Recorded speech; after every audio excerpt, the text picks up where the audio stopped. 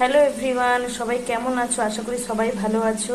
আজকে নতুন একটা রেসিপি নিয়ে চলে এসেছি। আজকে বানাচ্ছি চিকেন। এখানে চিকেনটি ভালো করে ধুয়ে নুন তেল মাখিয়ে রেখে দিয়েছি। লাল লাল করে ভেজে নিচ্ছি তেলে নুন মাখিয়ে। এতে সাদা তেল দিয়ে দিয়েছি। এরপর চিকেনগুলি ভালো করে ভেজে নেব। সানডে আজকে কার বাড়িতে চিকেন হচ্ছে অবশ্যই কমেন্ট করে জানিও। পদ্ধতিতে একবার চিকেন বানিয়ে দেখবেন, খুবই টেস্টি হবে খেতে।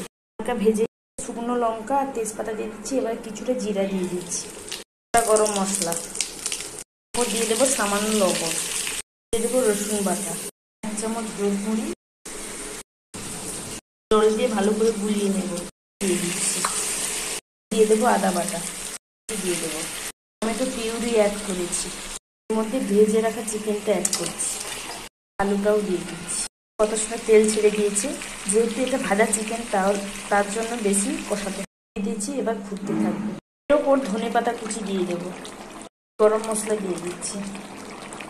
লাল ঝাল ঝাল চিকেন একদম রেডি। খুবই টেস্টি হবে যদি আপনারা এইভাবে রান্না করতে থাকেন। নর্মালি যেভাবে রান্না করেন তার পরিবর্তে এইভাবে একবার রান্না করে দেখুন। খুবই রান্না করলে একটা আষ্টে গন্ধ একটু হলেও থাকে, কিন্তু এইভাবে রান্না করলে একদমই থাকবে না।